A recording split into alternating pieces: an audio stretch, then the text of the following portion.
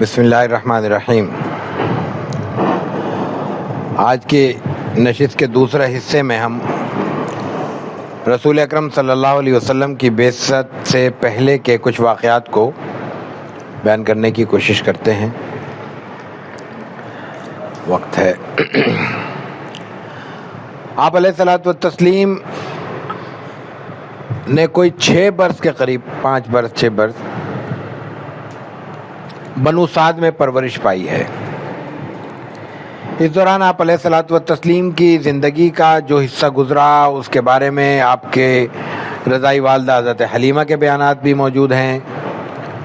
آپ کے جو رضائی بہن بھائی تھے ان کے بیانات بھی کسی حد تک موجود ہیں۔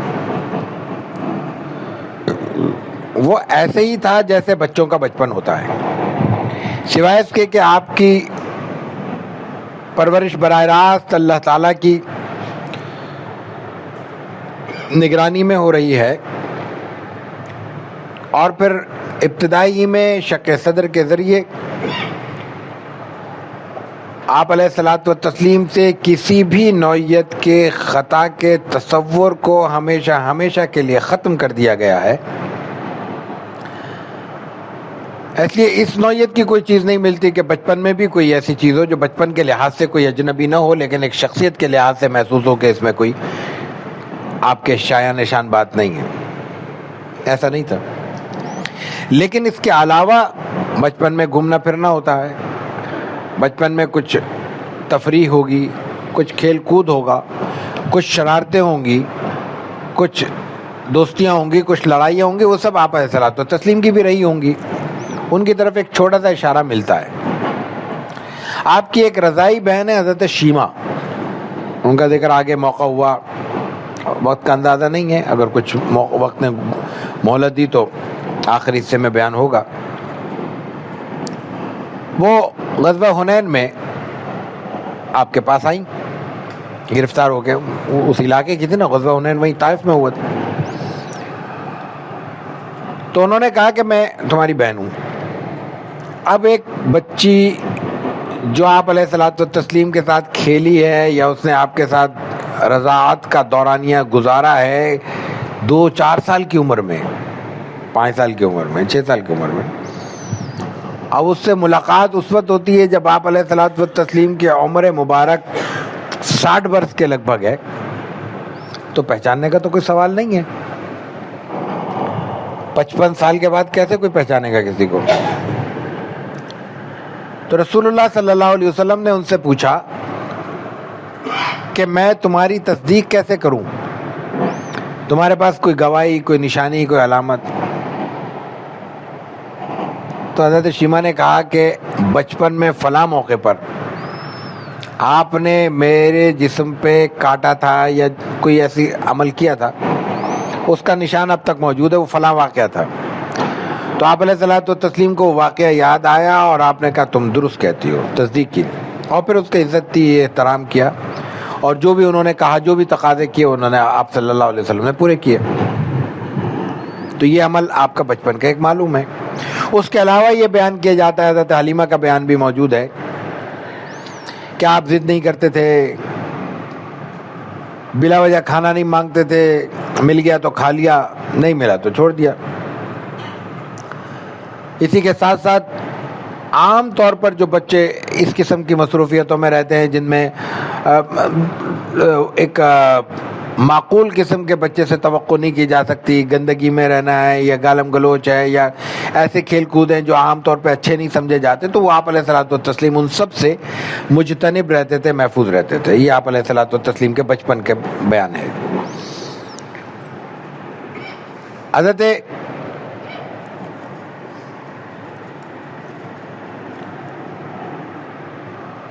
حلیمہ سعدیہ نے آپ علیہ الصلوۃ والتسلیم کو 4-5 سال گزرنے کے بعد حضرت آمنہ کے سپرد کر دیا، اور پھر آپ نے حضرت آمنہ کے ساتھ وقت گزارا۔ حضرت آمنہ کے ساتھ کچھ ہی وقت گزرا تھا کہ وہ اپنے ایک سفر پہ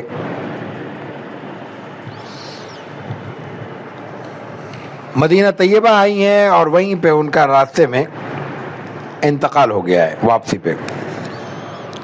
مدینہ طیبہ آئی ہیں، مطلب یثرب آئی ہیں، مدینہ تو اس وقت تک نہیں تھا. مہینہ بھر قیام بھی رہا ہے یہاں پہ، اپنے رشتہ داروں سے، عزیز و اقارب سے جو ملاقات تھی، جو مقصود تھا وہ ملی ہیں. واپسی پہ مقام ابوا پہ آپ کا انتقال ہوا ہے. یہ مقام ابوا بدر کے قریب الگ سے ایک راستہ ہے. اس وقت بھی رسول اکرم صلی اللہ علیہ وسلم کی والدہ محترمہ کی قبر مبارک موجود ہے. عام طور پہ جانے نہیں دیتے اس طرف، لیکن راستہ بھی متعارف ہے اور جگہ بھی موجود ہے. اور مدنی زندگی میں آپ علیہ الصلوۃ والتسلیم بھی یہاں سے گزرے ہیں اور والدہ کی قبر پر آئے ہیں، اور آنے کے بعد آپ غمزدہ بھی ہوئے ہیں. 6 برس کی عمر میں حضرت آمنہ رخصت ہو گئی ہیں، والد دنیا سے آنے سے پہلے رخصت ہو گئے ہیں، اور 8 برس کی عمر میں جناب عبد المطلب بھی رخصت ہو گئے ہیں، جد امجد بھی. والدہ کے بعد آپ کے سرپرستی براہ راست پہلے بھی انہی کی تھی، مرد وہی تھے خاندان کے، عبد المطلب. وہ سرپرستی فرما رہے ہیں اور بہت اہتمام کے ساتھ آپ کو رکھا. جناب عبد المطلب کے بارے میں آتا ہے کہ وہ ان کا ایک مقام تھا، ان کی ایک شناخت تھی، ان کا ایک تشخص تھا، وجاہت تھی، شان و شوکت تھی. تو وہ جس مقام پہ بیٹھتے تھے وہاں کسی اور کو جرأت نہیں تھی کہ وہ بیٹھے. کھانا کھاتے ہوئے بھی ان کا ایک الگ سے اعزاز اور اکرام کا معاملہ تھا. لیکن رسول اکرم صلی اللہ علیہ وسلم جیسے بچے ہوتے ہیں چھوٹے، وہ کسی معاملے میں کسی موقع پر اگر ایسا کوئی جگہ ہوتی ہے تو وہ اپنی مرضی سے بیٹھ جاتے ہیں. بچوں کا یہی ہے، کسی بھی بڑے کی جگہ پہ مسند پہ بیٹھ جاتے ہیں، کرسی پہ بیٹھ گئے، میز پہ بیٹھ گئے، کہیں پہ بھی. تو دوسرے حضرات ہٹاتے تھے ان کو کہ بھئی یہ تو عبد المطلب کی نشست گاہ ہے، یہاں آپ نہ بیٹھیں. تو عبد المطلب ان کو منع کرتے تھے کہ میرے بیٹے کو رہنے دو، اس کی بڑی شان ہوگی، اور وغیرہ وغیرہ. اور اس کے ساتھ ساتھ جب بھی آپ کھانا کھانے کے لیے بیٹھتے تھے تو رسول اللہ صلی اللہ علیہ وسلم اگر موجود نہ ہوتے تو آپ کو بلاتے تھے اور کہتے تھے کہ ان کو ساتھ بٹھاؤ اور پھر میرے ساتھ کھانا کھائے. آپ علیہ الصلوۃ والتسلیم کی عمر مبارک جیسے میں نے عرض کیا کہ 8 برس ہوئی تو جناب عبد المطلب کا بھی انتقال ہو گیا. عبد المطلب کا انتقال کئی حوالوں سے ایک بہت بڑا غم سمجھا گیا، اور روایات میں آتا ہے کہ اتنا غم منایا گیا کہ اس سے پہلے کسی کی اتنی وہاں پہ غم کی فضا نہیں ہوئی تھی کسی کے مرنے سے.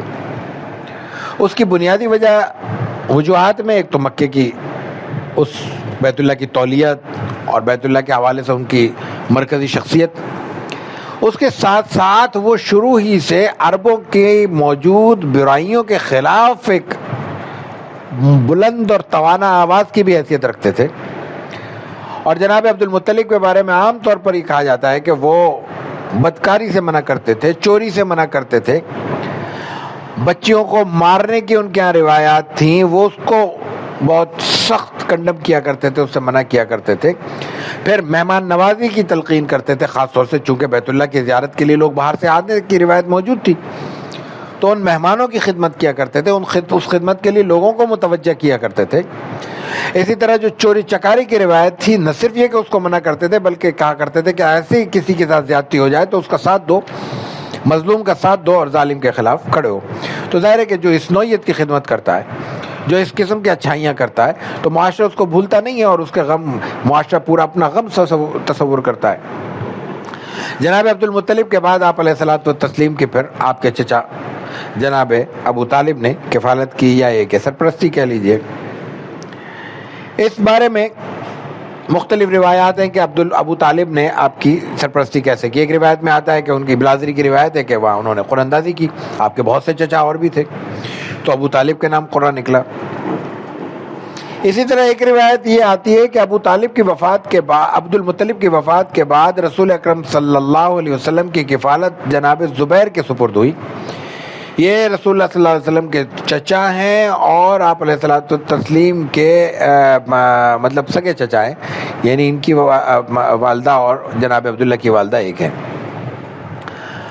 لیکن یہ بھی کچھ عرصے بعد وفات پا جاتے ہیں جب آپ علیہ الصلوۃ والتسلیم کی عمر مبارک 14 سال ہوتی ہے. پھر بہرحال اس کے بعد قبیلے کے، خاندان کے، علاقے کے بڑے کی حیثیت سے جناب ابو طالب نے آپ علیہ الصلوۃ والتسلیم کی خدمت کی ہے. لیکن یہ صرف جناب ابو طالب نے نہیں کی.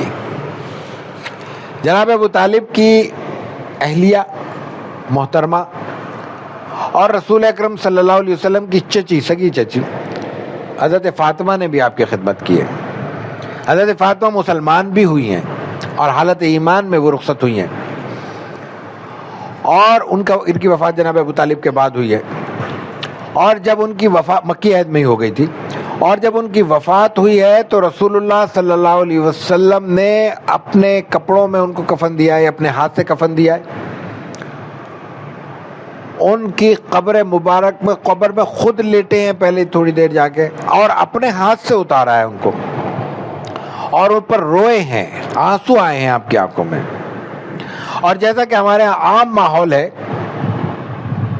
کسی سے تعلق کا اظہار ہمارے انسانی معاشرے میں یہ بھی ایک جرم ہو گیا ہے، اور عام طور پر اس پر لوگوں کی نظریں لگتی ہیں اور غلط قسم کے جملے زبان سے نکل جاتے ہیں۔ تو حضور کو بھی کسی نے اس وقت کہہ دیا کہ اس بڑھیا کے مرنے کا آپ کو بڑا دکھ ہو رہا ہے، مطلب آپ نے محاورے میں اگر اس عربی عبارت کا ترجمہ کرو تو یہ بنتا ہے۔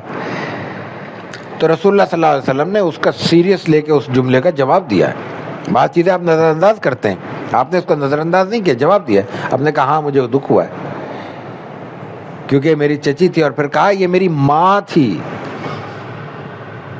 اور پھر آگے وضاحت کی ہے کہ یہ خاتون جس کا مجھے دکھ ہو رہا ہے، بچپن میں جب میرے باپ تھا نہ ماں تھی، اپنے بچوں کو اس وقت تک نہیں کھلاتی تھی جب تک میرا پیٹ نہیں بھر لیتی تھی، اپنے بچوں کو اس وقت تک نہیں نہلاتی دھلاتی تھی، کپڑے نہیں بدلاتی تھی جب تک مجھے نہلا دھلا کے کپڑے نہیں بدلا دیتی تھی، یہ اپنے بچوں کو اس وقت تک آرام نہیں کراتی تھی جب تک میرے آرام کا اہتمام نہیں کر لیتی تھی۔ تو رسول اللہ صلی اللہ علیہ وسلم کے ایک جانب جہاں اللہ تعالیٰ نے دنیاوی سہاروں کو ختم کیا، آپ کی در یتیمی کو پختہ کیا، وہیں اس وقت جس سطح پہ آپ کو مدد کی ضرورت تھی یا سرپرستی کی ضرورت تھی، وہ مرد و خواتین آپ نے کھڑے کیے اور ان کے ساتھ آپ کا تعلق پھر رہا۔ اس کے علاوہ بھی خاندان کی دوسری خواتین، دوسرے مرد، ان سب نے آپ کا خیال رکھا ہے، اور آپ علیہ الصلوۃ والتسلیم نے اس خیال کا اظہار کیا ہے۔ خواتین کے ساتھ، ان خاندان کی بڑی چھوٹی جو خواتین تھیں ان کے ساتھ آپ نے اس تعلق کو نبھایا ہے، اور ان میں جو اہم ترین خاتون ہیں، بار بار سیرت میں ان کا ذکر آتا ہے، وہ حضرت ام ہانی ہے رضی اللہ تعالیٰ عنہ، حضرت علی کی بہن ہے، یہی فاطمہ، حضرت فاطمہ کی صاحبزادی اور حضرت جناب ابو طالب کی صاحبزادی ہیں۔ یہ فتح مکہ پہ مسلمان ہوئی ہیں، لیکن رسول اللہ صلی اللہ علیہ وسلم کے ان کے گھر میں جانے کا پورا تذکرہ ملتا ہے۔ فتح مکہ کے موقع پر بھی آپ علیہ الصلوۃ والتسلیم کا ذکر ملتا ہے کہ ان کے گھر گئے، اور صرف گھر نہیں گئے، ان کے گھر میں نوافل بھی ادا کیے ہیں۔ تو اس کا مطلب ہے بڑے اطمینان سے گئے ہیں، کچھ وقت گزارا ہے آپ نے وہاں پہ، اور رسول اللہ صلی اللہ علیہ وسلم کا ایک بے تکلفی کا تعلق ہے اور اس کا اظہار ہوتا ہے۔ جناب رسول اللہ صلی اللہ علیہ وسلم کے بچپن کے ان ایام کے بعد پھر نوجوانی کے دن شروع ہو جاتے ہیں، اور بالکل ابتدائی میں آپ کا ایک سفر شام کا ہوتا ہے۔ اس وقت عمر مبارک آپ علیہ الصلوۃ والتسلیم کی 14 سال 12 سال بیان کی جاتی ہے، 14 سال ہے، 12 سال عام طور پر روایت میں آتا ہے۔ رسول اکرم صلی اللہ علیہ وسلم کے چچا جناب ابو طالب تاجر ہیں، علاقے میں سبھی تاجر ہیں، وہ تجارت کے سلسلے میں سفر کرتے ہیں اور عام طور پر شام کا سفر کرتے ہیں۔ رسول اللہ صلی اللہ علیہ وسلم نے شام کے کئی سفر کیے ہیں، آپ نے اس کے علاوہ بھی مختلف علاقوں کے سفر کیے ہیں جن کا ذکر کہیں نہ کہیں ملتا ہے، لیکن یہ جو شام کا سفر ہے یا تجارتی سفر ہے، ان کو بھی تھوڑا سا سمجھنے کی ضرورت ہے۔ عام طور پر اس سفر کی اہمیت بیان نہیں ہوتی یا سمجھ میں نہیں آتی، ہم اس کو ایک سفر کے طور پہ لیتے ہیں، بس ٹھیک ہے ہم یہاں سے کسی سفر کے لیے، کسی تجارت کے لیے حیدرآباد چلے گئے یا لاہور چلے گئے، لاہور والے یہاں آ گئے، ایسے ہو گیا، یہ معاملہ نہیں تھا۔ ہماری بہت سی تجارت یا تجارت کا بہت سا حصہ ایسا ہے جو کراچی شہر سے باہر جائے بغیر ممکن ہے، اور پتہ نہیں ہزاروں نہیں لاکھوں افراد ہوں گے جو کہیں نہیں جاتے، ان کی تجارت چل رہی ہے، اور بہت سے علاقوں میں یہ بات موجود ہے، لیکن مکہ مکرمہ میں مجبوری یہ تھی کہ سوائے تجارتی سفر کے تجارت ممکن نہیں تھی، ایک بات، اور تجارت کے علاوہ کوئی ذریعہ مدد نہیں تھا، جیسے میں نے پہلے عرض کیا۔ تجارت اس لیے ممکن نہیں ہے کہ اس کے اطراف میں اور کوئی بڑی آبادی نہیں ہے، تو باہر ہی جانا ہے، اور برابر میں قریب میں کوئی بہت بڑا پیداواری یونٹ بھی نہیں ہے، علاقہ بھی نہیں ہے ایسا کہ قریب میں چلیں، کہیں کھیت ہیں، باغات ہیں، جنگل ہیں، یا کوئی اور تجارتی سرگرمیاں ہو رہی ہیں۔ تو جب کسی قوم کی مکمل زندگی کا انحصار تجارت پر ہو جائے تو ایک دشواری اور پیش آتی ہے، وہ یہ کہ تجارتی مصروفیتیں طے کرنے کے لیے دو چیزیں ضروری ہوتی ہیں۔ ایک تو جس راستے سے تجارت ہو رہی ہے وہ راستہ مامون ہو، محفوظ ہو، وہاں جو بھی محصول، چنگی، ٹیکسز وغیرہ کی صورت ہے وہ طے ہو، معلوم ہو کہ کیا ہے۔ اور دوسرا موسمی اعتبار سے بھی یہ سہولت میسر ہو کہ ہر موسم میں کاروبار زندگی جاری رہے۔ اب کوئی بہت انتہائی ٹھنڈا علاقہ ہے تو وہاں گرم علاقے کے لوگ ہر وقت نہیں جا سکتے، اور ایک کوئی علاقہ بہت ہی گرم ہے تو بہت ٹھنڈے علاقے کے لوگ اس وقت گرمی میں شدید میں نہیں جا سکتے۔ یہ کیفیت ذہن میں رکھیے، اور پھر قرآن کریم کی ایک چھوٹی سی سورت ذہن میں رکھیے جس میں اللہ تعالیٰ نے قریش پر احسان جتایا ہے۔ لإلاف قریش إلافہم رحلۃ الشتاء والصیف، یہاں اصطلاح استعمال کی ہے رحلۃ الشتاء اور رحلۃ الصیف، سردی اور گرمی کی رحلہ یا سردی اور گرمی کے تجارتی اسفار، اور اس کے بعد کہا دیکھو اللہ نے تم پر یہ احسان کیا، فَلْيَعْبُدُوا رَبَّ هَذَا الْبَيْتِ، یہ احسان تمہیں اس رب نے کیا ہے، اس رب هذا البیت نے کیا ہے، تو اس کی عبادت کرو۔ الذی اطعمہم من جوع وآمنہم من خوف، دو کا ذکر کیا، دونوں کا اس میں ذکر ہے، میں نے دو کا ذکر کیا، ایک راستے کا پرامن ہونا ضروری ہے، اطعمہم من خوف، اطعمہم من جوع وآمنہم من خوف، بعد میں لکھا آمنہم من خوف۔ اس کا مطلب کیا ہوا کہ ان راستوں میں اللہ تعالیٰ نے یہ اہتمام فرما دیا کہ کہیں پر بھی تمہیں تجارتی سفر کے راستے میں کوئی رکاوٹ نہیں آئے گی۔ تم سے پہلے قصی گزرے ہیں، ہاشم گزرے ہیں، عبد المطلب گزرے ہیں، دوسرے لوگ گزرے ہیں، انہوں نے اطراف کی ساری قوموں کے ساتھ معاہدے کر ڈالے ہیں، اب یہ تمہاری تجارتی راہداری محفوظ ہے، چنگی دو نکل جاؤ۔ یہ آمنہم من خوف ہے، آتمہم من جو کیا ہے کہ تجارتی سلسلہ جاری ہے، رحلت الشتاء کی صورت میں بھی، صیف کی صورت میں بھی، جب سردیاں ہوتی ہیں تو دوسری طرف نکل جاتے ہو، گرمیاں ہوتی ہیں تو دوسری طرف نکل جاتے ہو۔ ایسا نہیں ہے کہ تمہارا تجارتی مقام صرف ایک کسی شہر یا علاقے تک محدود ہے جس کی وجہ سے تم یہ ایک سردی کے موسم میں باؤنڈ ہو کر رہ جاؤ یا گرمی کے موسم میں۔ تو یہ اس سفر کی اہمیت یہ ہے، یہ تجارتی سفر کی۔ تو اسی سلسلے میں چونکہ ابو طالب بھی ایک تاجر ہے، سفر کے لیے جا رہا ہے، تو رسول اللہ صلی اللہ علیہ وسلم نے کہا میں بھی چلوں گا۔ آپ کے اصرار پر جناب ابو طالب نے آپ کو بھی ساتھ لے لیا۔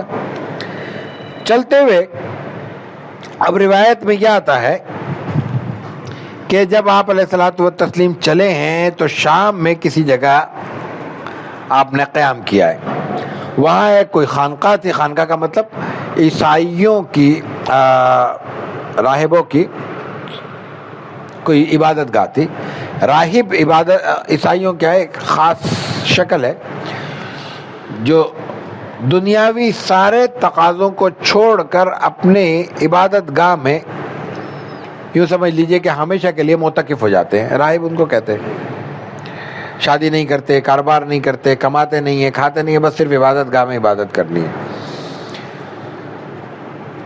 تو وہ اس کی کوئی عبادت گاہ تھی، یہ وہاں پہنچے ہیں، روایتوں میں آتا ہے، یہ روایت تاریخ میں سیرت کی کتابوں میں ہر ایک کتاب میں موجود ہے کہ آپ علیہ الصلوۃ والتسلیم کو اس نے آ کے دیکھا ہے، یا آپ کے بارے میں اس کے ذہن میں تھا، کوئی پیشن گوئیاں اس کے خیال میں موجود تھی، اس نے آ کے معلوم کیا ہے، تو تلاش کرتے کرتے باہر کے افاف تک پہنچ گیا، آپ کے سرپرست تک پہنچ گیا ہے، اور انہیں کہا ہے قصہ مختصر کہ آپ ان کو واپس بھیج دیں، یہودی ڈھونڈتے پھر رہے ہیں، مل گئے، انہوں نے آپ کو دیکھ لیا تو آپ کو مار ڈالیں گے۔ انہوں نے کہا کیوں مار ڈالیں گے؟ اس لیے کہ ان کی یہاں کتابوں میں لکھا ہوا ہے کہ ایسے ایسے بچہ پیدا ہوگا اور وہ نبی ہوگا، تو وہ اس کو دشمن ہے، کیونکہ وہ تو غیر اسحاقی نبی کو قبول کرنے کو تیار نہیں ہے۔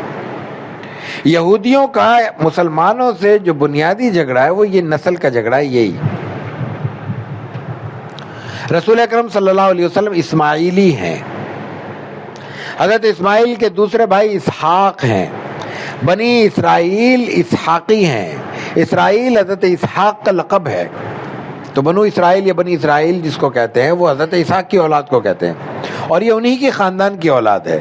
خاندان کی اولاد اس لیے ہے کہ یہودیت میں باہر کے کسی شخص کا یہودی ہونا ممکن نہیں ہے، اسی لیے یہ نسل اور یہ مذہب سکڑ رہا ہے۔ تو ان کا خیال یہ تھا کہ حضرت اسحاق کی اولاد میں سے رسول اکرم یا آخری نبی آئیں گے۔ وہ مانتے ہیں یہ آخری نبی کو، ان کو پتا ہے کہ آخری نبی نے آنا تھا، لیکن چونکہ وہ نسلی مذہب ہے اور چونکہ غیر نسل کا بندہ ان کے مذہب میں شامل نہیں ہو سکتا، اس لیے باہر کے نبی کو مان کیسے سکتے ہیں وہ؟ یہ بہت ساری برادریوں میں یہ مسائل ہوتے ہیں، یہ ان کا پرانا مسئلہ ہے، اور پھر مذہبی اس کو ایک مذہبی تقدس حاصل ہو جائے تو پھر وہ بات تو کہاں سے کہاں پہنچ جاتی ہے۔ تو اس وجہ سے وہ آپ علیہ الصلوۃ والتسلیم کے دشمن ہوئے، اور اسی وجہ سے آپ کو انہوں نے تسلیم نہیں کیا۔ تو وہ بہرحال کیف آپ کے لیے نکلے، تلاش کرنے کے لیے ان کا خیال تھا۔ تو آپ علیہ الصلوۃ والتسلیم کو روایتیں مختلف ہیں۔ ابو طالب نے کہا کہ یہ تو خطرناک بات ہے، تو فوراً ان کو روانہ کر دیا جائے، تو انہوں نے روانہ کیا جناب ابو بکر صدیق کے ساتھ، اور ایک روایت میں آتے ہیں یہ الفاظ، ہر میں کی نہیں ہے، بہرحال امام ترمذی کے یہاں روایت ہے، حضرت بلال اور حضرت ابو بکر صدیق رضی اللہ تعالیٰ عنہ کے ساتھ حضور اکرم صلی اللہ علیہ وسلم کو روانہ کر دیا کہ آپ کو حفاظت سے مدینہ مکہ مکرمہ لے جائیں۔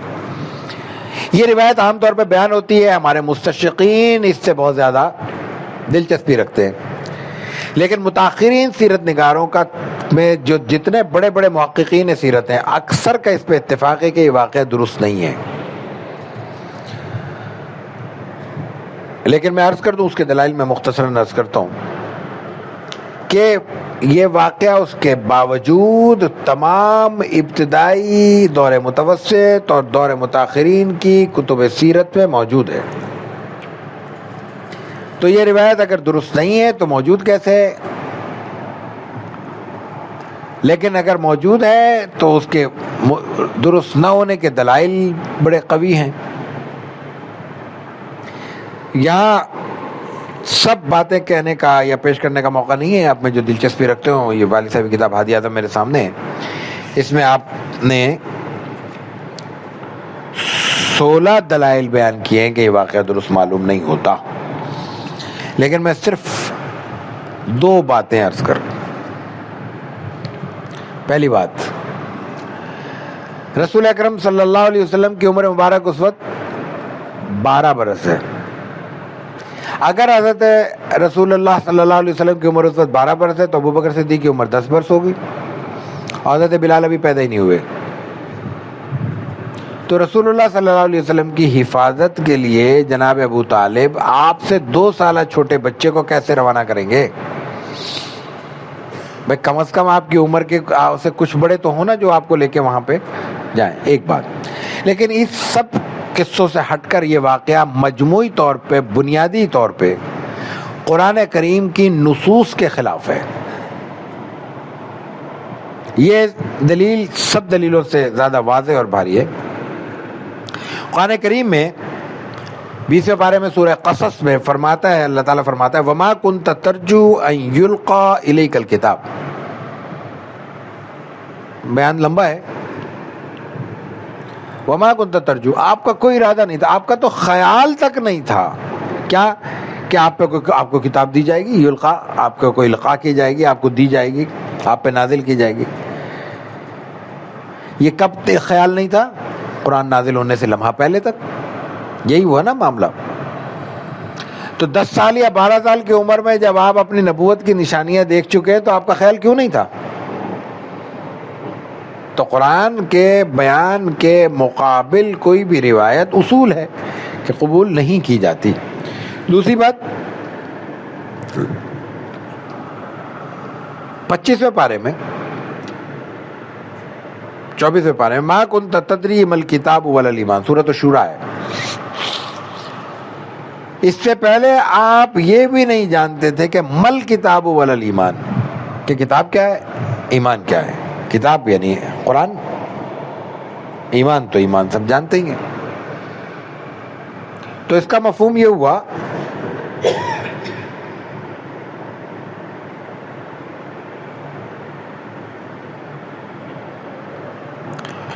کہ اس واقعے میں کچھ مسائل ہیں، اس لیے یہ واقعہ بیان تو کیا جاتا ہے لیکن شاید یہ واقعہ اس طرح درست نہیں ہے. اس واقعے کے کچھ بعد آپ کی عمر مبارک شاید 14-15 برس ہے، عام طور پر روایت میں یہی آتا ہے. تو ایک لڑائی ہوئی ہے جس کو حرب فجار کہتے ہیں. یہ لڑائی قبیلہ قریش اور قبیلہ قیس کے درمیان لڑی گئی ہے.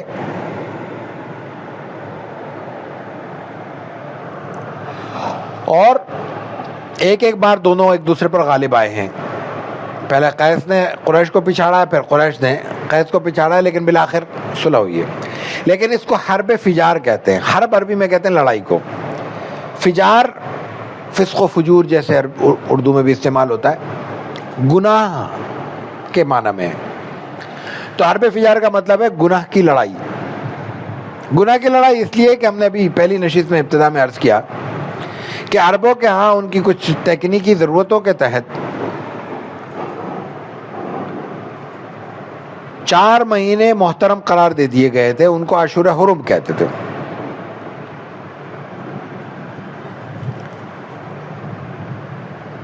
ان 4 مہینوں میں یہ لڑائی ہوئی ہے.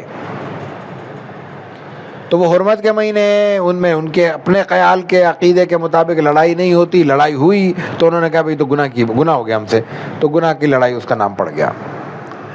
یہاں ایک چیز سمجھنے کی یہ ہے کہ رسول اللہ صلی اللہ علیہ وسلم نے اس لڑائی میں شرکت کی ہے.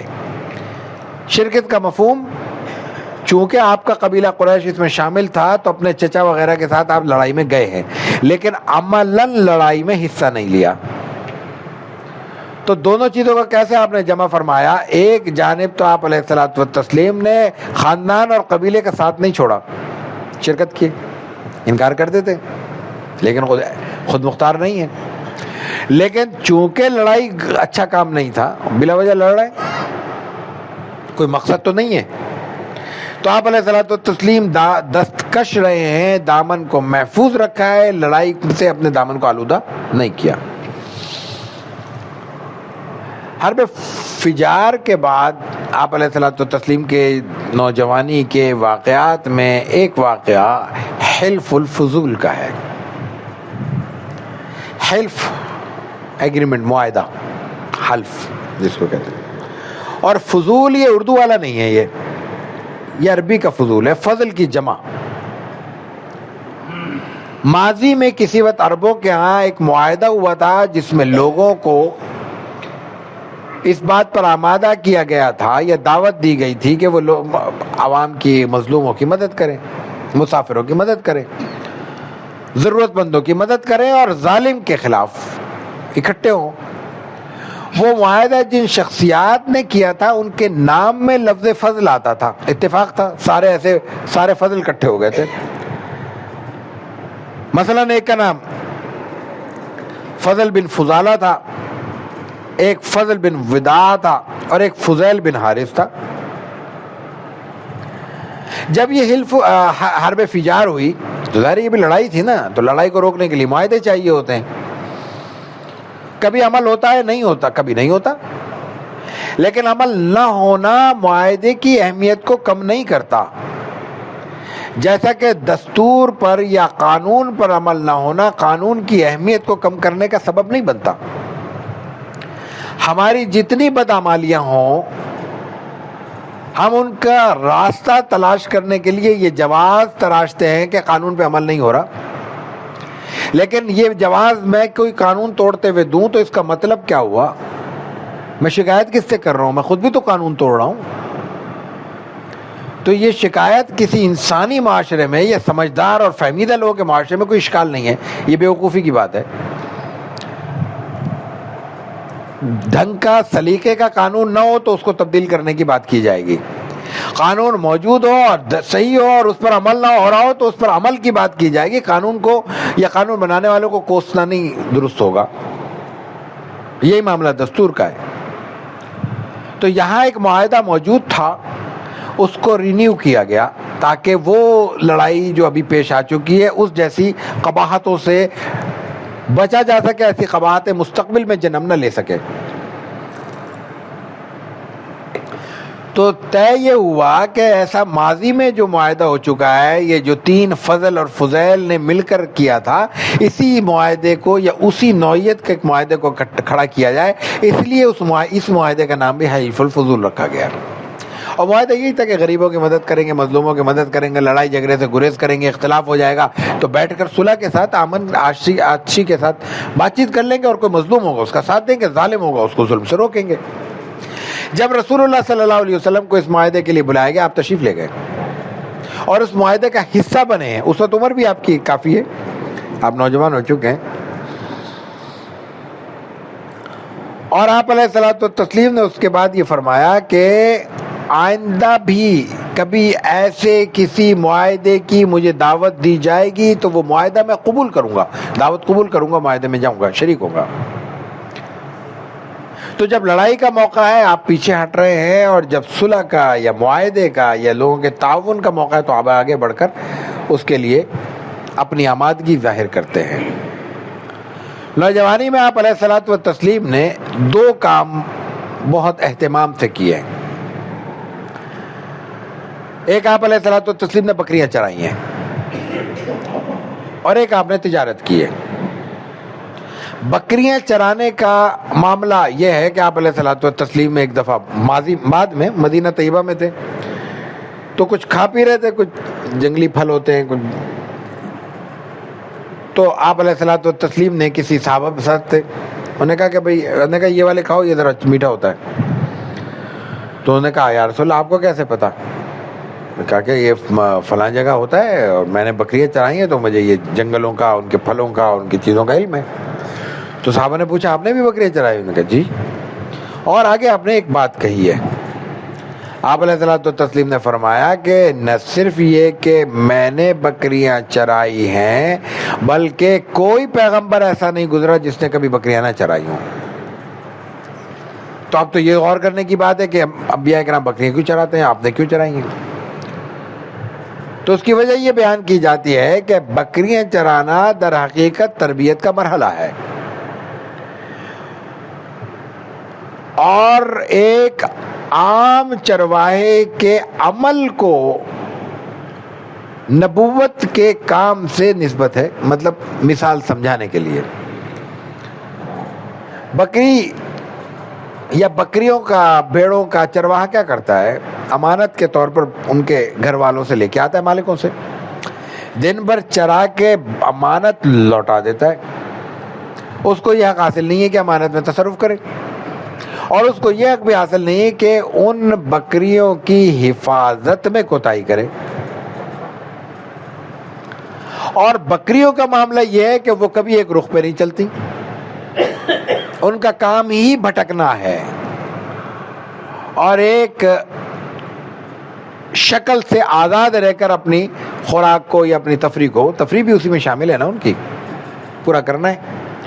لیکن رکھوالے کی یا چرواہے کی ذمہ داری یہ ہوتی ہے کہ وہ ان کو بھٹکنے نہ دے, اور ایک ریوڑ کی صورت میں ان کی اجتماعیت کو قائم رکھے تاکہ اس میں سے کوئی گم نہ ہو سکے, ضائع نہ ہو سکے. بھٹک گئی تب بھی خطرہ ہے, اور اکٹھے چلتے ہوئے بھی خطرہ ہے کہ کوئی بھیڑیا آ کے کسی کو لے جائے. تو اندرونی اور بیرونی خطرات سے محفوظ رکھنا چرواہے کی ذمہ داری ہے. پیغمبر کا کام بھی یہی ہے کہ اللہ کی طرف سے امانت کے طور پر امت اسے عطا ہوتی ہے, لیکن اس کی تربیت کرنا اور اس کو ہانک کر ایک اجتماع کی شکل میں, ایک گروہ کی شکل میں اللہ کے پاس واپس پہنچا دینا, یہ اس کی ذمہ داری ہے. اور اس پہ ظاہر ہے کہ اپنی پوری ذمہ داری کرنی ہے. رسول اللہ صلی اللہ علیہ وسلم آخر میں کیا فرما رہے ہیں حجۃ الوداع کے موقع پر؟ پہلے پوچھتے ہیں الا هل بلغت, میں نے پہنچا دیا؟ اور اس کے بعد صرف اس پہ اکتفا نہیں کرتے، جب صحابہ کہتے ہیں بار بار کہتے ہیں، یہ ایک بار کا جملہ نہیں ہے. حجۃ الوداع کا خطبہ بھی ایک نہیں ہے، آگے انشاءاللہ بات ہوگی، لیکن جب آپ خطبہ دیتے ہیں آپ تھوڑی دیر بعد پھر فرماتے ہیں، ایک خطبے میں بار بار فرماتے ہیں الا حل بلغت.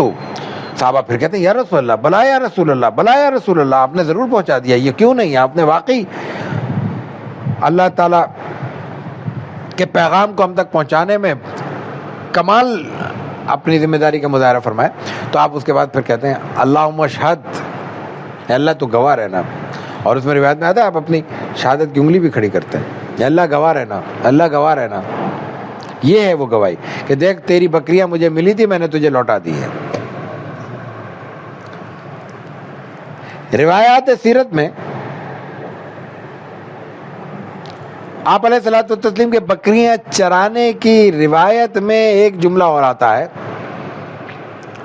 کہ آپ علیہ الصلوۃ والتسلیم یہ بکریاں چراتے تھے بالقراریت. قراریت عام طور پہ قیرات کی جمع سمجھی جاتی ہے، قیرات ایک سکہ تھا. تو بالقراریت کا مطلب یہ ہوا کہ آپ نے فرمایا کہ میں کچھ چند سکوں کے بس چرایا کرتا تھا، مطلب ضرورت تھی پیسوں کی، تو یہ مزدوری اور مزدوریاں بہت سی کی ہیں، یہ بھی کر لی. تو بعض متاخرین سیرت نگاروں کا خیال یہ ہے کہ یہ بات درست نہیں ہے، اور انہوں نے قراریت کو ایک مقام قرار دیا ہے، اور وہ یہ کہتے ہیں کہ اس سے مفہوم ہے کہ آپ علیہ الصلوۃ والتسلیم فرما رہے ہیں کہ میں قراریت مقام پر بکریاں چرایا کرتا تھا. لیکن زیادہ بہتر بات وہی معلوم ہوتی ہے کہ قیرات کے چند قیراتوں کے عوض میں بکریاں چرائی ہیں. بہرکیف دوسرا کام میں نے عرض کیا کہ تجارت تھی. تجارت دنیا کا انتہائی مشکل ترین کام ہے، جہاں انتہائی اگر چل جائے تو منافع بخش کام ہے، وہیں پہ وہ انتہائی ذمہ داری کا کام ہے. خاص طور پہ جس ماحول میں ہم موجود ہیں، جن معاشروں کا ہم حصہ ہیں، یہاں تصور کر لیجئے کہ تجارت کی کیا پوزیشن صورتحال ہے. ہر آدمی کی ضرورت ہے، ہر آدمی کے پاس موبائل ہوگا. موبائل خریدنا ہو تو کتنا تردد ہوتا ہے، موبائل تبدیل کرنا ہو کتنا تردد ہوتا ہے، موبائل میں کوئی کمی بیشی کرانی ہو، کوئی خرابی آ جائے، کیوں جائیں کہیں سے بھی جا کے بدلوا لیں. اس شہر میں ہزاروں سے زائد دکانیں ہیں، چند سو نہیں ہیں. کیا مسئلہ ہے؟ اعتماد کا مسئلہ ہے، اور موبائل کا مسئلہ نہیں ہے. کسی بھی نوعیت کے الیکٹرانکس میں چلے جائیں یا اور انسانی ضرورت کے کسی کام میں چلے جائیں، اطمینان نہیں ہوتا. کیوں؟ یہ بات ذہن میں رکھیے. اب آپ آگے دیکھیے کہ رسول اللہ صلی اللہ علیہ وسلم تجارت کرتے ہیں، اور تجارت میں آپ ایک مقام بناتے ہیں، اور اتنا مقام بناتے ہیں کہ آپ کی عمر مبارک 20-22 برس ہے. 25 برس سے پہلے آپ کو صادق اور امین کا لقب عطا ہو جاتا ہے تجارت میں. جہاں ہم جس صورتحال کا سامنا کر رہے ہیں اہل ایمان کے علاقوں میں اور محلوں میں اور شہروں میں، سر وہ اہل ایمان ہی ہے نا.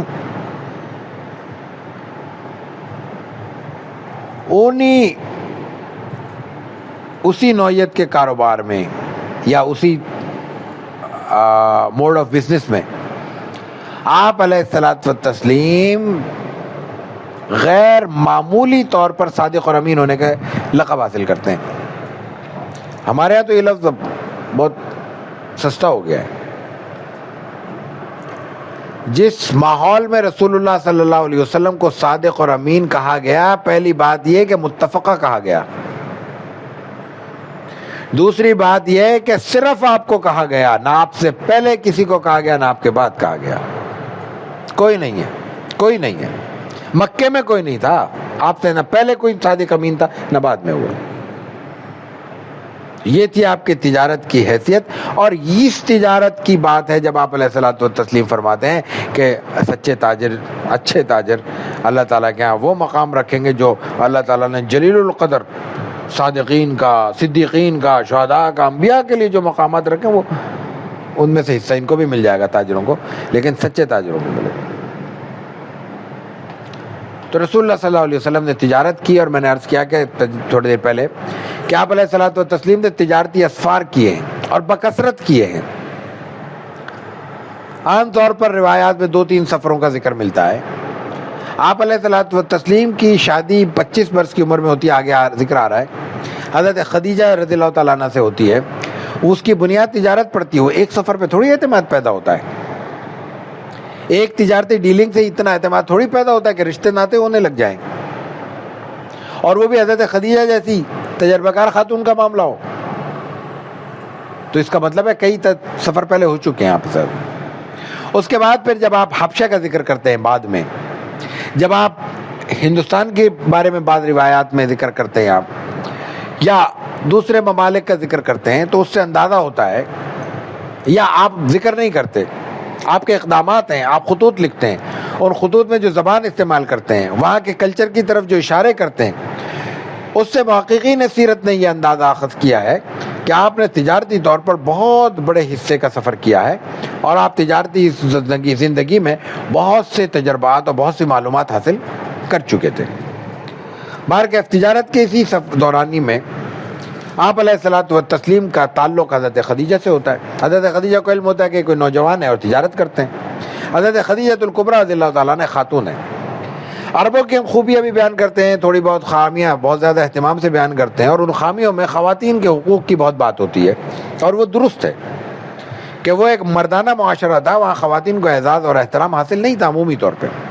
لیکن یاد رکھنے کی بات یہ ہے کہ جب اس قسم کی بات کی جاتی ہے تو اس کا مفہوم یہ نہیں ہوتا کہ بالکل احترام حاصل نہیں تھا، بالکل مقام حاصل نہیں تھا، بالکل عزت اور توقیر حاصل نہیں تھی۔ اب تصور کیجئے حضرت خدیجہ ایک خاتون ہے، اس سے آپ صلی اللہ علیہ وسلم سے رشتے سے پہلے 2 شوہر ان کے انتقال کر چکے ہیں، ان کی اولاد موجود ہے، وہ اولاد اکیلی خاتون پال رہی ہیں۔ کوئی خاتون اپنے کئی بچے شوہروں کے انتقال کے بعد پال رہی ہو، وہ معمولی خاتون ہوگی، جبکہ گھر میں کوئی اور بڑا موجود نہیں ہے، اور پھر وہ تجارت کر رہی ہیں۔ چلو ٹھیک ہے، ظاہر ہے کہ ضرورت ہے، جب گھر میں کوئی نہیں ہے تو خود ہی کچھ تھوڑا بہت تجارت کرے گی، یہ تو بات سمجھ میں آتی ہے، لیکن تجارت نہیں کر رہی، صرف اس تجارت میں وہ متمول خاتون شمار ہوتی ہیں، مالدار خاتون شمار ہوتی ہیں، اور مالدار خاتون نہیں شمار ہوتی، بہت وسیع و عریض تجارت کی مالک خاتون شمار ہوتی ہیں، اور اس حیثیت میں ان کو بہت پورے مکے کے معاشرے میں ایک اعزاز حاصل ہے، ایک مقام حاصل ہے۔ تو یہ اسی معاشرے کا ذکر ہے جس معاشرے میں دوسری خرابیوں کا ذکر کیا جاتا ہے۔ تو حضرت خدیجہ کو علم ہوا، انہوں نے اپنے جو طریقہ ہوگا اس کے مطابق غلام وغیرہ کے ذریعے رسول اللہ صلی اللہ علیہ وسلم کو پیغام بھیجا کہ بھائی میرا بھی تجارتی مال لے جایا کر۔ آپ نے کہا ٹھیک ہے، جو بھی ڈیل ہوئی ہو گئی۔ پہلی بار جب ہو کے آئے آپ تو بڑا منافع توقع سے زیادہ ہوا۔ اب وہ منافع جو ہے نا وہ اندھا منافع ہے۔ جب ایک چیز طے ہو گئی اور میں نے یہاں سے سامان لے لیا اور میں ایک ایسے اننون جگہ پہ چلا گیا جس کا یہاں کا کوئی علم نہیں ہے، آج کا زمانہ نہیں ہے کہ یہیں بیٹھ کے ہم دنیا بھر کی ہر چیز کا، سوئی کا ریٹ بھی اس وقت ازبکستان میں کیا ہے یہاں بیٹھ کے معلوم کر سکتے ہیں ہم، سوڈان میں کیا ہے ہمیں معلوم ہو سکتا ہے، اس وقت کیسے پتہ چلے گا شام میں یہ چیز جو سامان لے کے گئے کتنے کا بکا، جو ایک معقول سا معاوضہ تھا وہ دیا جا سکتا تھا یا معقول سا منافع دیا جا سکتا تھا۔ جب غیر متوقع منافع کوئی شخص دے رہا ہے تو اس کا مطلب انتہائی درجے کا ایماندار ہے، اس کے ساتھ تو معاوضہ حضور کے ساتھ تو طے ہوا ہے نا، آپ نے وہ اپنا معاوضہ لیا، باقی جو پروفٹ منافع تھا مکمل کا تو مکمل حضرت خدیجہ کے حوالے کر دیا۔ اگلی ڈیل، دوسری ڈیل، تیسری ڈیل، جب یہ کئی ڈیلیں ہوئی ہوں گی تو پھر حضرت خدیجہ الکبریٰ رضی اللہ تعالیٰ عنہ کے ذہن میں یہ سوال پیدا ہوا ہوگا، اور پھر بات چیت ہوئی ہوگی اور باہم دونوں خاندانوں کی باہم رضامندی سے رشتہ طے ہوا۔ یہ رشتہ کب ہوتا ہے؟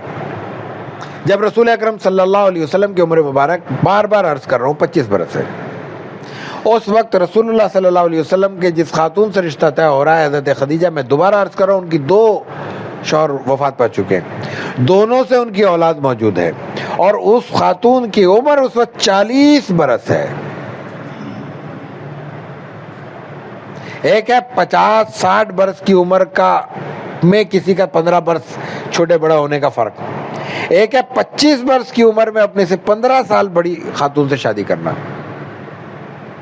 اور پھر یہ رشتہ بلا شرکت غیر آئندہ 25 برس تک جاری رہا ہے۔ حضرت خدیجہ کی وفات 65 برس کی عمر میں ہوئی ہے، اس وقت رسول اللہ صلی اللہ علیہ وسلم کی عمر 50 برس ہے۔ اس وقت تک حضرت خدیجۃ الکبریٰ رضی اللہ تعالی عنہ کے علاوہ حضور نے کوئی شادی نہیں کی۔ ازواج مطہرات کی تعداد کو دیکھ کر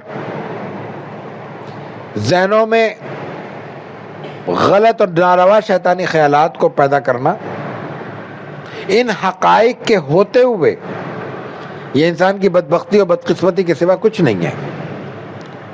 رسول اکرم صلی اللہ علیہ وسلم نے حضرت خدیجہ کی وفات کے بعد جو دوسری شادی کی ہے، وہ بھی نہ صرف یہ کہ ایک بیوہ سے شادی کی ہے، بلکہ اپنی ہم عمر، اس وقت کی ہم عمر خاتون سے شادی کی، حضرت سودا رضی اللہ تعالیٰ عنہ۔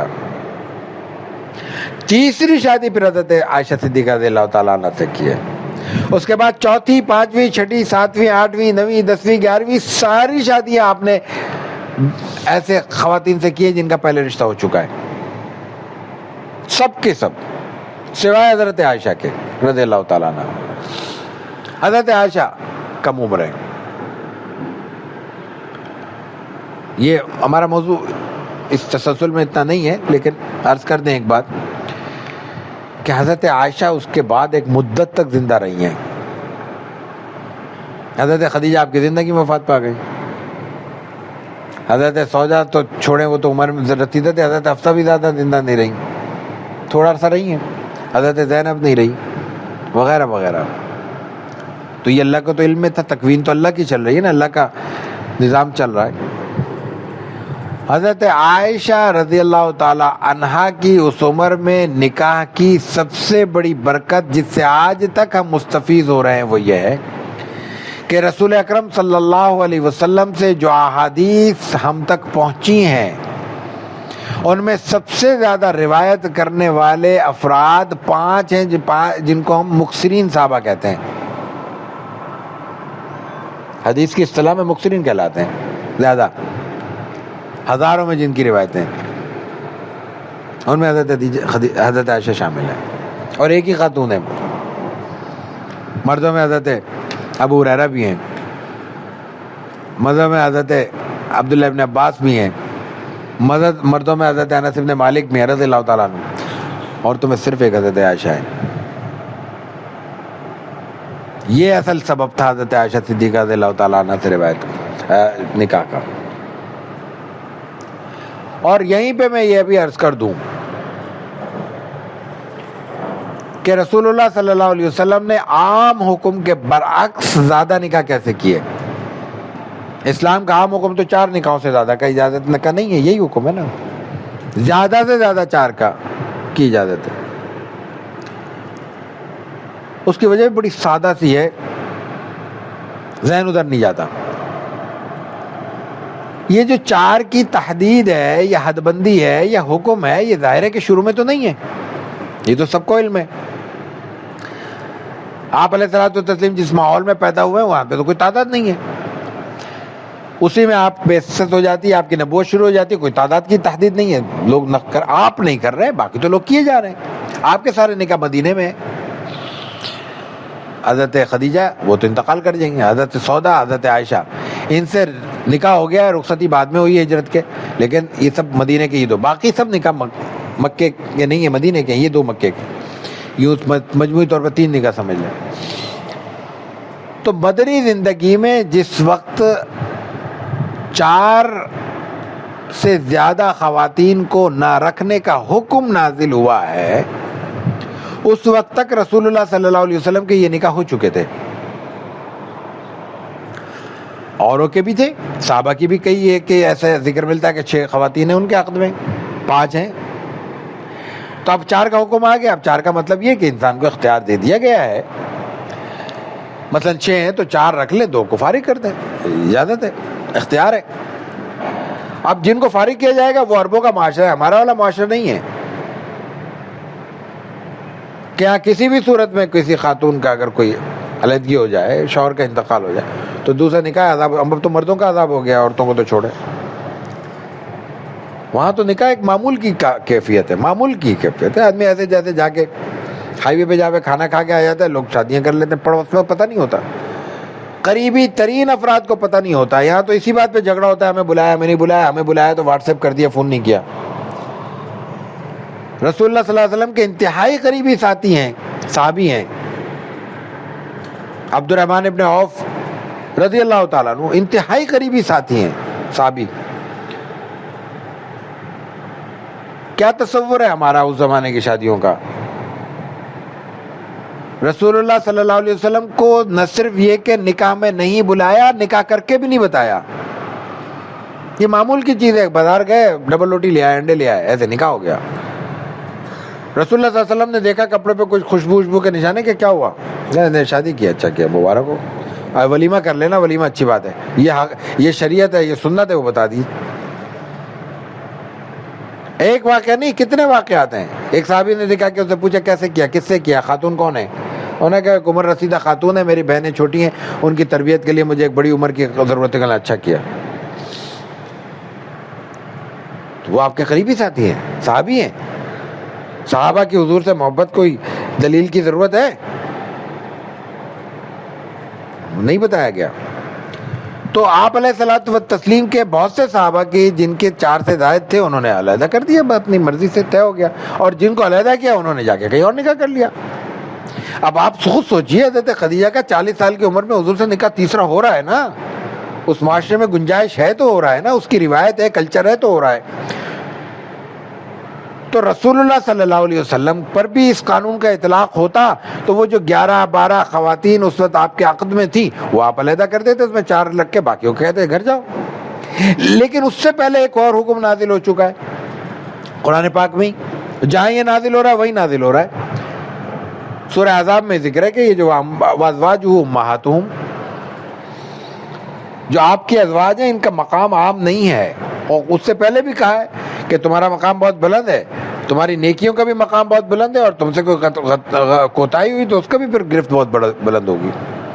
اور اس کے بعد فرمایا کہ وازواجہ امہاتہم، تو اس کا مطلب کیا ہوا کہ یہ تمہاری مائیں ہیں قوم کی. اور یہ آپ علیہ الصلوۃ والتسلیم کے بعد بھی کسی اور کے عقد میں نہیں جا سکتی. تو اب آپ ان کو علیحدہ کر دیں تو کیا ہوگا؟ ان خواتین کے ساتھ اس سے بڑی زیادتی کیا ہوگی کہ ایک تو رسول اللہ صلی اللہ علیہ وسلم سے حاصل ہونے والی نسبت ختم ہو رہی ہے، اور دوسرا اس معاشرے میں جہاں پہ کوئی بے نکاح نہیں رہتا، ان کو نکاح کرنے کی اجازت نہیں ہے. تو ظلم ہے نا، براہ راست ظلم ہے، خواتین کے ساتھ ظلم ہے. تو اگر یہ اجازت دے دیتے تو پھر دوسرا اس بات کو کون جھیلتا کہ رسول اللہ صلی اللہ علیہ وسلم نے خواتین پہ ظلم کیا. تو قانون وہی رہا. دنیا کے ہر قانون کا اصول یہی ہے کہ ایک قانون ہوتا ہے اور ایک اس قانون سے استثناء ہوتا ہے، جو ضرورت کے تحت دیا جاتا ہے اور ضرورت تک محدود رکھا جاتا ہے. اور اس کی ضرورت بھی لاجیکل ہوتی ہے، منطقی ہوتی ہے، سمجھ میں آنے والی ہوتی ہے. تو عام قانون یہی بیان کر دیا گیا کہ کسی بھی مسلمان کے لیے ایک وقت میں 4 سے زیادہ خواتین کو عقد میں رکھنا ممکن نہیں ہے، جائز نہیں ہے، درست نہیں ہے، سوائے رسول اللہ صلی اللہ علیہ وسلم کے، جس کی وجہ یہ ہے. اس لیے آپ علیہ الصلوۃ والتسلیم کے ازواج یہ ہیں. باہر کیف تو حضرت خدیجہ الکبریٰ رضی اللہ تعالیٰ عنہا اور رسول اللہ صلی اللہ علیہ وسلم عقد میں اکٹھے ہو گئے، نکاح ہو گیا. نکاح کے بعد بھی تجارت جاری رہی. اور پھر میں نے عرض کیا کہ 25 برس رسول اللہ صلی اللہ علیہ وسلم نے تنہا اپنی عمر مبارک سے 15 سالہ بڑی خاتون کے ساتھ گزارے ہیں. اور نہ صرف یہ بلکہ انہی سے آپ علیہ الصلوۃ والتسلیم کی 4 بیٹیاں جو بعد میں حیات رہیں وہ پیدا ہوئی ہیں. اور نہ صرف یہ بلکہ ان کے جو پہلے ازواج کی شوہروں کی اولاد تھی وہ بھی آپ علیہ الصلوۃ والتسلیم کے پرورش میں رہے. اور آگے چل کے عرض کرتے ہیں کہ انہی میں سے ایک صاحبزادے ظاہر آپ کے نسبتی بیٹے ہی ہوئے، حارث ابن ابی حالہ، حضرت خدیجہ کے بیٹے ہیں، سب سے پہلے شہید ہوئے ہیں. اور صرف شہید نہیں ہوئے، انہوں نے اپنی جان رسول اللہ صلی اللہ علیہ وسلم کو بچاتے ہوئے قربان کی ہے. حملہ آپ علیہ الصلوۃ والتسلیم پہ ہوا تھا. حضرت حارث اس کا نشانہ نہیں تھے، لیکن انہوں نے رسول اللہ صلی اللہ علیہ وسلم کو بچانے کے لیے اپنی جان پیش کی اور شہید ہو گئے. اسلام کے پہلے شہید ہیں حضرت حارث ابن ابی حالہ. بار کیف اس نکاح کے بعد آپ علیہ الصلوۃ والتسلیم کا کافی وقت گزرا ہے، اور اس میں آپ علیہ الصلوۃ والتسلیم نے تجارت کی ہے، اور کچھ چیزیں اور مشہور ہیں، ان میں اہم ترین بیت اللہ کی تعمیر ہے۔ رسول اللہ صلی اللہ علیہ وسلم کی عمر مبارک کوئی 30-35 برس تھی جب آپ علیہ الصلوۃ والتسلیم کی وہاں موجودگی میں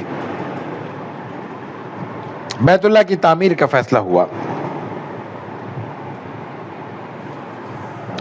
بیت اللہ نشیب میں ہے، آج بھی نشیب میں ہے۔ روڈ لیول سے، سڑک کی سطح سے ہمیں نیچے جانا پڑتا ہے۔ پہلے وہ 2-3 دفعہ سیڑھیاں اتر کے مطاف میں پہنچتے تھے، اب وہ ایک ہی سڑک کے لیول سے انہوں نے اندر کا حرم کا باہر کا فرش بنا دیا ہے، اندر باہر کا ایک کر دیا، اور پھر اس کے بعد سیڑھیاں ہیں یا وہ مشینی ذریعے ہیں جس کے ذریعے ہم نیچے اترتے ہیں اور پھر مطاف میں پہنچتے ہیں۔ تو بنیادی طور پہ میں نے عرض کیا کہ ایک وادی ہے، وادی پیالے کی سی شکل ہے، تو چاروں طرف پہاڑ ہیں، چاروں طرف پانی ہے۔ تو جب بارش آتی ہے تو وہ ساری بارش وہاں جمع ہو جاتی، اور جب بارش جمع ہوگی نشیب میں تو وہ بالآخر کیا ہوگا، وہ بنیادوں میں کھوکھلا کرے گی، بنیادوں میں گرے گی۔ تو وہ زمانہ ہو چکا تھا بیت اللہ کی عمارت کو تعمیر ہوئے، تو رفتہ رفتہ اس کی دیواریں منہدم ہونے لگیں، گرنے کے قریب ہو گئیں۔ کوئی بھی بڑا کام جب کرنا ہو تو اللہ تعالیٰ ایک کے دل میں ڈالتا ہے، اس کی پہلے مخالفت ہوتی ہے اور اس کے بعد راستہ کھلتا چلا جاتا ہے اور اسباب باہم ہوتے چلے جاتے ہیں۔ دیکھیے زمزم کی کھدائی کا واقعہ ہم نے بیان کیا، جناب عبد المطلب کو کھڑا کیا گیا اس مقصد کے لیے، سارے مخالفت کر رہے ہیں اور بالآخر راستہ کھلتا چلا گیا ہے۔ یہاں پہ عربوں کے ہاں ایک شخص کھڑا ہوتا ہے، ولید بن مغیرہ، اس کے ذہن میں یہ خیال آتا ہے کہ تعمیر کرنا چاہیے۔ اب تعمیر کرنے کے لیے ناگزیر ہے کہ اس کو توڑا جائے۔ اب اللہ کا گھر ہے، توڑیں کیسے؟ اور اللہ کے گھر سے زیادہ بڑی مصیبت وہ ہے کہ وہاں بتوں کو نقصان ہوگا۔ تو سب نے مخالفت کی اور سب نے کہا کہ اس کو توڑا نہیں جائے گا، ہم مخالفت کرتے ہیں۔ لڑائی تو ان کے لیے ایک معمول کا کھیل ہے، تو لڑائی کی نوبت آ جاتی ہے۔ تو ولید بن مغیرہ اس وقت ایک تجویز دیتا ہے، وہ کہتا ہے دیکھو بھائی بات یہ ہے کہ یہ تعمیر کے لیے ہم توڑ رہے ہیں، تخریب کے لیے تو نہیں توڑ رہے ہیں۔ تخریب کے لیے توڑنے کو توڑنا کہتے ہیں، تعمیر کے لیے توڑنے کو تو توڑنا کہتے ہی نہیں ہے۔ جب کوئی نئی چیز کھڑی کرنی ہو تو کچھ نہ کچھ تو کھودنا پڑتا ہی ہے۔ تو پھر بھی اگر تمہیں اس پہ اطمینان نہیں ہے تو ایسا کرو کہ توڑنے کا آغاز میں کرتا ہوں، میں اپنی ذات سے شروع کرتا ہوں، میں کھڑا ہوتا ہوں۔ میرے کھڑے ہونے کا فائدہ یہ ہوگا کہ توڑنے کا آغاز میرے ہاتھ سے ہوگا۔ اگر اللہ کے ہاں یہ بات ناپسندیدہ ہوگی تو اللہ کے غضب اور ناراضگی کا شکار بھی میں ہوں گا۔ تو ایسا کرتا ہوں، پہلا پھاوڑا میں چلاتا ہوں، مطلب کوئی بھی اوزار ہو میں چلاتا ہوں، میں توڑنے کا آغاز کرتا ہوں، اس کے بعد تم انتظار کرو۔ 24 گھنٹے ہم رک جاتے ہیں۔ اگر 24 گھنٹے تک مجھ پر کوئی اللہ کا عذاب نازل نہ ہو تو یہ یقین کر لینا کہ اللہ کی رضا اس میں شامل ہے۔ ٹھیک ہے، مان گئے؟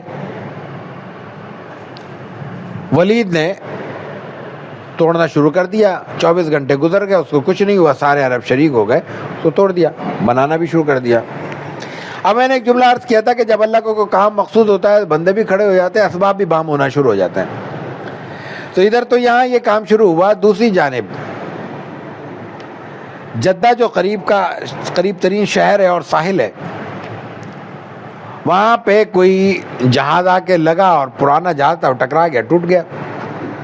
شپ بریکنگ کا جو تصور ہے اس وقت بھی موجود تھا۔ تو ولید کو معلوم ہوا کہ تو اسے دو کام کیے، ایک تو وہاں جا کے تختے لے آیا، بڑے بڑے جہاز میں تختے، سمندری جہاز میں لکڑی کے بڑے بڑے پیس ہوتے ہیں، اسپیشل ہوتے ہیں وہ، تاکہ بیت اللہ کی چھت پہ لکڑی کا استعمال کیا جا سکے۔ اور دوسرا وہاں جب وہ گیا تو اس کو کوئی مستری بھی مل گیا، جہاز کے ساتھ ہوگا کوئی، تو اس کو بھی لے آیا، ہائر کر لایا، پیسے ویسے کی بات کر لی، اس کو لے آئے۔ تو یہاں آ کے انہوں نے پھر کھدائی شروع کی. کھدائی ہونے کے بعد جب حضرت ابراہیم حضرت اسماعیل کی بنائی ہوئی بنیاد نکل آئی تو پھر انہوں نے اس پہ تعمیر شروع کر دی. اور تعمیر کرتے ہوئے پھر اہم بات یہ ہے رسول اکرم صلی اللہ علیہ وسلم کے ماموں ہیں ابو وہب بن عامر مخزومی. بنو مخزوم آپ کا ننیال ہے. وہ کھڑے ہوتے ہیں اور ایک بات کہتے ہیں, یہ بات آج بھی ہمارے لیے اہمیت رکھتی ہے. وہ کہتے ہیں دیکھو یہ اللہ کا گھر ہے, دنیا کے ہم کام غلط سلط کرتے رہتے ہیں, کمائی بھی ہماری اچھی بری ہر طرح کی ہو سکتی ہے, لیکن دیکھو اللہ کے گھر میں حرام کا پیسہ نہیں لگانا. ان کو پتا تھا یہ, ہمیں نہیں معلوم, بالکل نہیں معلوم. ایک اور بات اس میں پھر اہم دلچسپ, محض حرام کا یا ناجائز پیسہ لگانا کوئی کام نہیں ہوتا. بعض اوقات یہ انا کا مسئلہ بن جاتا ہے. ہماری کتنی ہی مساجد دیکھ لیجئے, ان کی تاریخ اٹھا کے دیکھ لیجئے, ان کی تاریخ کے پیچھے کسی نہ کسی کی غیرت کار فرما ہوگی کہ فلاں کے محلے کی مسجد بن گئی ہے, یہ نہیں بن رہی, چلو میں بناتا ہوں. لوگ آ کے اچھا لوگ بھی تانے دیتے ہیں, یار یہ اتنا پوش علاقہ, اتنی بڑی بڑی گاڑیاں کھڑی ہیں, مسجد بنانے کے پیسے نہیں ہیں ان کے پاس. تو وہ پھر لوگوں کے لیے ہوئی نا, اللہ کے لیے تو نہیں ہوئی. یا ٹھیک ہے اللہ کے لیے ہوئی, لیکن بہرحال اس میں ایک غیر خدا کا عنصر تو شامل ہو گیا.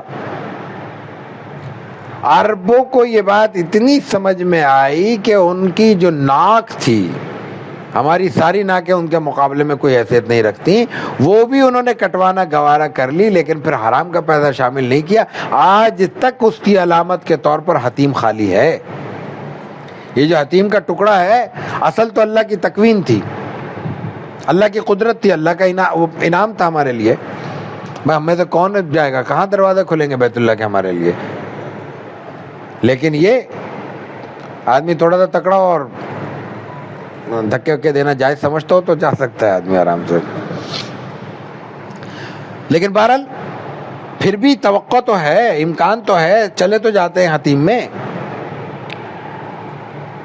تو اس وقت انہوں نے یہ فیصلہ کیا کہ جس قدر ہماری حلال کی آمدنی ہمارا ساتھ دے گی ہم بنائیں گے, باقی چھوڑ دیں گے. پوری عمارت کھڑی ہو گئی, اس ٹکڑے کو بنانے کے ان کے پاس پیسے ختم ہو گئے, تو انہوں نے خالی چھوڑ دیا.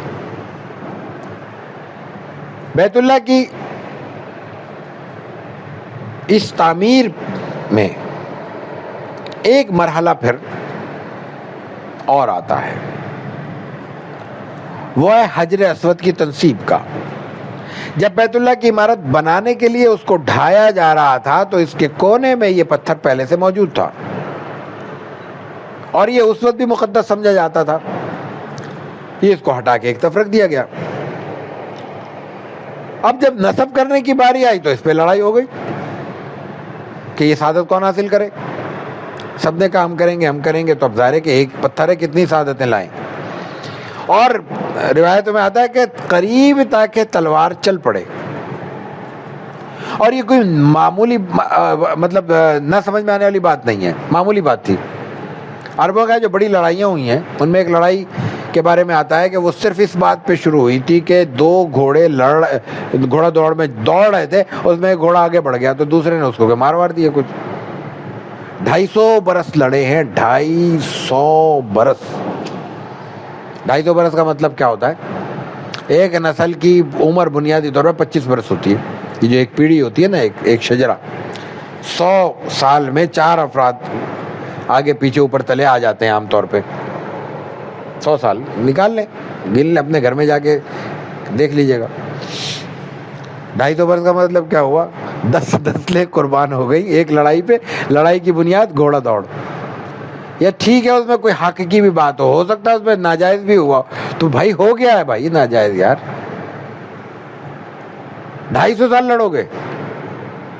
اس کیفیت میں تصور کیجئے کہ بیت اللہ پہ حجر اسود کی تنصیب بن جائے لڑائی کی بنیاد.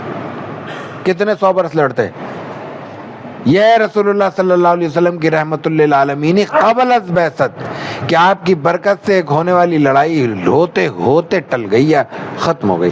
تو بہرحال ان میں لڑائی کا ایک جب سوال پیدا ہوا اور اختلاف شدید ہو گیا تو رسول اللہ صلی اللہ علیہ وسلم سے ان کا رجوع ہوا. وہ اس طرح ہوا کہ انہوں نے بالآخر مشورے میں طے کیا کہ اب کل جو بھی صبح بیت اللہ میں نظر آئے گا اس سے فیصلہ کرائیں گے. جب سب پہنچے قریش کے سردار تو حضور اکرم صلی اللہ علیہ وسلم پہلے سے موجود تھے. انہوں نے پہلے ہی دیکھ کے کہہ دیا کہ یہ تو صادق اور امین ہے, آپ کی یہی شخصیت تھی, یہی شناخت تھی, یہی کردار تھا. تو انہوں نے کہا کہ آپ کے فیصلے پر ہم راضی ہیں. اب آپ کو اختیار مل گیا ہے. اب کسی کو اختیار مل جائے تو ہم کیا کرتے ہیں؟ اختیار ملنے کے بعد اختیار بانٹتے ہیں. ہم اختیار کس کو بانٹتے ہیں؟ اپنوں کو. اب ہمیں سے کسی کو اختیار مل جائے کہ وہ 5 نوکریاں ہیں, کلرک کی نوکریاں ہیں, چپڑاسی کی نوکری, کس کو دیں گے ہم؟ دے گا ہم میں سے کوئی میرٹ پہ؟ سب سے پہلے اپنے رشتہ داروں کو فون کریں گے, نہیں کریں گے ان کے فون آ جائیں گے. آپ علیہ الصلوۃ والتسلیم نے اس وقت سبق دیا کہ اختیار اصل میں جب کسی کو حاصل ہو جائے تو اس کا نتیجہ برابر کی بنیاد پر تقسیم کرنا ہوتا ہے, برابر کی بنیاد پہ شرکت کرانی ہوتی ہے. اشتراک اصل میں کسی بھی منصب کا بنیادی تقاضا ہے. آپ علیہ الصلوۃ والتسلیم نے فوراً ایک چادر منگوائی, اپنے دستے مبارک سے اس پتھر کو رکھا, تمام بڑے 10-12 جو قبائل تھے ان سب کو کہا کہ اپنا اپنا نمائندہ لاؤ. سب نمائندوں نے اس کا پلو پکڑا, جہاں پہ نصب کرنا تھا بیت اللہ کے کونے پر وہاں آپ لے آئے, اپنے دستے مبارک سے رکھ دیا. یہ آپ علیہ الصلوۃ والتسلیم کا دستے مبارک دراصل بتایا جا رہا ہے کہ اب بیت اللہ کا مالک اور وارث آ گیا ہے, ابھی نبوت نہیں آئی ہے. اظہار کیا جا رہا ہے اللہ کی طرف سے, قدرت اللہ کی تکوین بتا رہی ہے کہ ابھی تمہارے جھگڑے بھی ختم ہو رہے ہیں, یہ اختلاف بھی ختم ہو رہے ہیں, ماضی کی لڑائیوں کا قصہ بھی اب ختم ہو رہا ہے, اور یہاں بیت اللہ کا وارث اور مالک وہ بھی تمہارے سامنے ظہور پذیر ہو رہا ہے. تو اس طرح یہ معاملہ ختم ہو گیا. یہ بیت اللہ کا پتھر یا یوں کہہ لیجئے حجر اسود سیاہ پتھر, یہ ایک پیس کی صورت میں تھا. جس وقت رسول اللہ صلی اللہ علیہ وسلم نے اپنے دست مبارک سے یہاں نصب کیا ہے اس وقت بھی یہ ایک مکمل پتھر کی صورت میں تھا.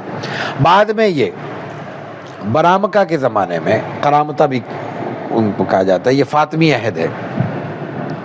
بیت اللہ پر کچھ عرصے کے لیے ان کا قبضہ رہا ہے, اور جب جاتے ہوئے یہ جب گئے ہیں تو جیسے بنو جرم نے زمزم کو پاٹا تھا ایسے یہ یہاں سے حجر اسود کو نکال کر لے کے گئے ہیں اور جا کے اپنی کسی عمارت میں مصر میں لگایا. وہاں سے پھر لڑائیاں وڑائیاں ہوئی, مسلمان پھر لے کے آئے, اس چھینا جھپٹی میں اس کے کئی ٹکڑے ہو گئے. تو اب یہ ایک چاندی کا حلقہ ہے جس کے اندر یہ چھوٹے چھوٹے ٹکڑے لگائے گئے ہیں. اس وقت یہ ایک سنگل پیس کی صورت میں تھا. رسول اکرم صلی اللہ علیہ وسلم کے بچپن کے حوالے سے یہ بھی بتایا جاتا ہے کہ آپ نے کبھی مراسم شرک میں شرکت نہیں فرمائی. وہ علاقہ, وہ گھر, وہ محلہ, وہ ماحول جہاں آپ تشریف فرمائے ہیں اور جہاں بیت اللہ کے اندر 360 بت ہیں, یہ رسول اللہ صلی اللہ علیہ وسلم کی ذات کا معجزہ ہے کہ آپ نے کبھی وہاں پہ کسی حوالے سے بھی مراسم شرک میں شرکت نہیں فرمائی. جو بت پرستی ہو رہی ہے آپ شریک نہیں ہیں. صرف مراسم شرک کی بات نہیں ہے, جس قدر غلط روایات موجود تھی, کاہنوں کے پاس جاتے ہیں, جادو ٹونا ہے, جنوں کو مانتے ہیں, دوسری مختلف نوعیت کی کاہنوں کی شکلیں ہیں وغیرہ, آپ کسی میں کئی بھی معاملے میں شریک نہیں ہوئے. آپ تو کاروباری آدمی تھے, تاجر تھے. تجارتی طبقہ اور خالص طور پر تاجر حضرات عام طور پر ان معاملات میں زیادہ شامل ہوتے ہیں, زیادہ دلچسپی رکھتے ہیں. ان کے تجارت کی نوعیت کچھ اس طرح کی ہوتی ہے کہ وہ ان کا ذہن اس طرف بھٹک جاتا ہے. کاروبار چل رہا ہے تو بھی کچھ نہ کچھ, نہیں چل رہا تو بھی کچھ نہ کچھ, تو کوئی نہ کوئی ذہن میں کوئی نہ کوئی خیال بھٹکتا ہی رہتا ہے. اس خیال کی تسکین پھر ادھر ادھر ہوتی ہے جا کے. اس کا فائدہ یہ ہوتا ہے کہ کسی نہ کسی کا روزگار بھی لگا رہتا ہے. تو رسول اللہ صلی اللہ علیہ وسلم نے اس کیفیت میں بھی کبھی اس قسم کے وہ نہیں کی. اور اس کے علاوہ آپ علیہ الصلوۃ والتسلیم کے جو دوست احباب ہیں اس وقت کے, ان تمام کا ذکر تاریخ میں موحد کے طور پہ ملتا ہے کہ اس معاشرے اور اس ماحول میں بھی وہ اللہ کی وحدانیت کو ماننے والے تھے اور اللہ کو ایک مانا کرتے تھے. تو رسول اکرم صلی اللہ علیہ وسلم کی نوجوانی کی اور 40 برس سے تھوڑا پہلے تک کی زندگی کا یہ مختصر سا خاکہ تھا، خلاصہ تھا، جو آج کی نشست میں آپ کے سامنے پیش کیا گیا۔